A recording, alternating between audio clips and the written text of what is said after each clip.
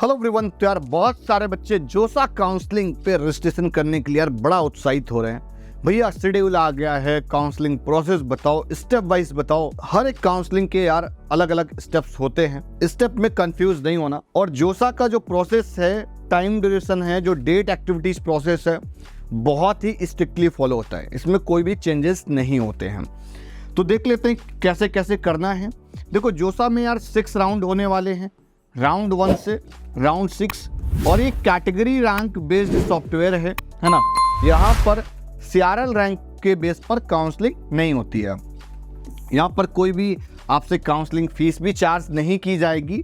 यहाँ पर 19 जून से 28 जून तक रजिस्ट्रेशन होंगे और यहाँ पर इवनिंग में 5 बजे तक रजिस्ट्रेशन लिए जाएंगे और चॉइस फिलिंग ली जाएगी, है ना। तो इस चीज़ को ध्यान रखना, जो भी आपका शेड्यूल है उसको निकाल कर पेस्ट करके रख लो। वेबसाइट पर अपडेटेड रहना, कोई भी नोटिफिकेशन, कोई भी इंपॉर्टेंट अपडेट वहाँ पर आ सकती है, उसको लेकर आपको सारी चीज़ें करनी होंगी। जोसा की एक टफ काउंसलिंग मानी जाती है। बहुत सारा डेटा, बहुत सारा कंटेंट रीड आउट करना पड़ता है, बहुत सारा रिसर्च करना पड़ता है, बिजनेस रूल पढ़ना पड़ता है। भाई 96 पेज का आया हुआ है। वैसे मैं बिजनेस रूल सारा आपको अपने वीडियोस के जरिए अब तक पहुंचा दूंगा। चैनल को सब्सक्राइब मार के रखो। पहला स्टेप तो ये है कि भाई रजिस्ट्रेशन करेंगे। रजिस्ट्रेशन में क्या करना होगा, जेईई मेंस का लॉगिन आईडी पासवर्ड डालना होगा। आपको यहाँ पर लॉगिन करना होगा, अपना स्टेट ऑफ एलिजिबिलिटी सबमिट करना होगा।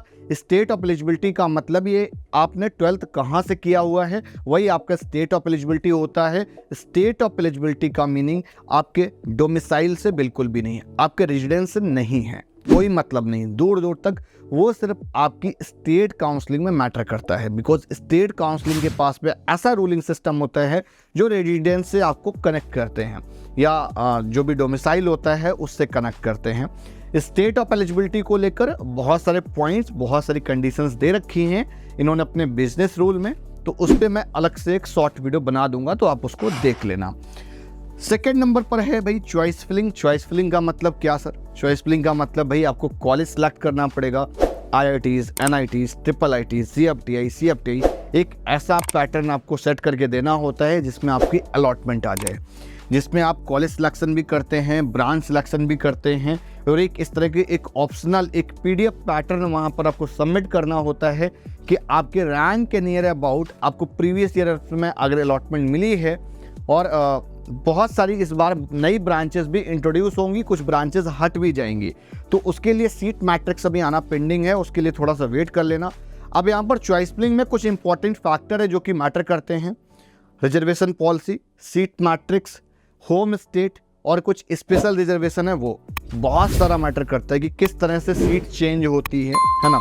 यहाँ पर आपको एक अच्छा सा चॉइस फिलिंग करके देना होता है। जैसे हम लोग चॉइस फिलिंग करते हैं तो लास्ट 5 ईयर का डेटा एनालिसिस करते हैं, उस अकॉर्डिंग PDF रेडी की जाती है।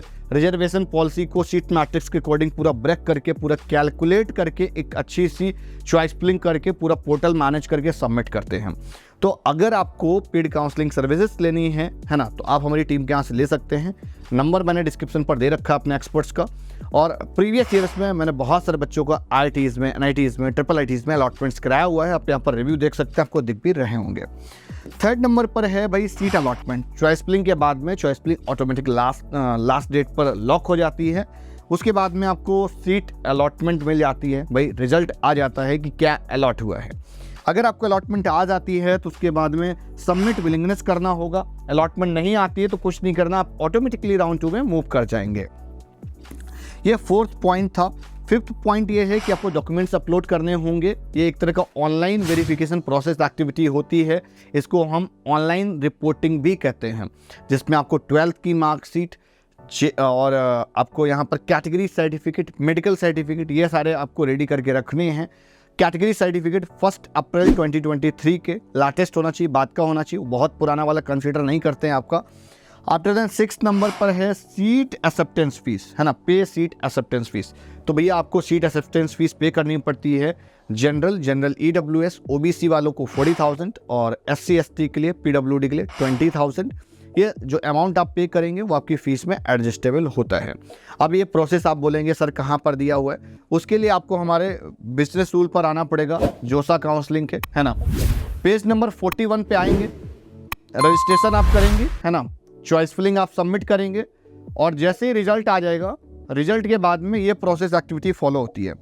मैंने बताया था ना, सीट एक्सेप्ट द सीट, है ना, जिसमें से आपको freeze, float, slide, with float, ये आपको करना होगा। इसको मैंने सबमिट विलिंगनेस के नाम से वहाँ पर रिप्रेजेंट किया है और यही वर्ड आपको अंदर लिख के आएगा पोर्टल में, सबमिट विलिंगनेस। याद रखना, भूल नहीं जाना, ये बड़ा इंपॉर्टेंट पॉइंट है। अगर आपने विलिंगनेस सबमिट करना भूल गए फिर आपकी अलॉटमेंट चली आती है। अब एक वीडियो और बनाऊंगा कि अलॉटमेंट कौन कौन से कारणों की वजह से जा सकती है, और प्रीवियस ऐसे पिछले 5-7 सालों में मैंने अपने काउंसलिंग के करियर में देखा है कि स्टूडेंट की अलॉटमेंट IITs में, NITs में हो जाती है, उसके बाद में सिली मिस्टेक्स की वजह से उनकी अलॉटमेंट चली आती है।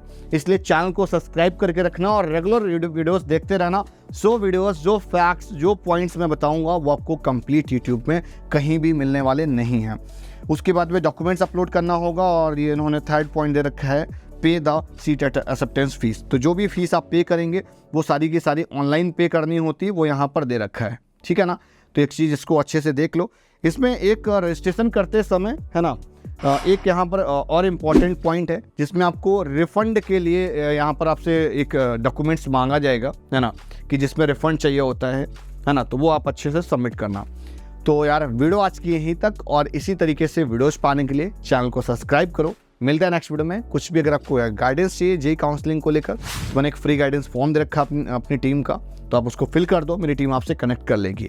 और मैं आपसे प्रॉमिस कर रहा हूँ यार कि जेई में कुछ भी रैंक है, अगर आपके मन में ये है कि सर मेरे को गवर्नमेंट इंजीनियरिंग कॉलेज चाहिए, तो भैया सरकारी इंजीनियरिंग कॉलेज मिल जाएगा, है ना। तो आप एक बार टीम से बात करें। बहुत सारी वीडियोस और भी लाने वाला हूँ जोसा काउंसलिंग को लेकर।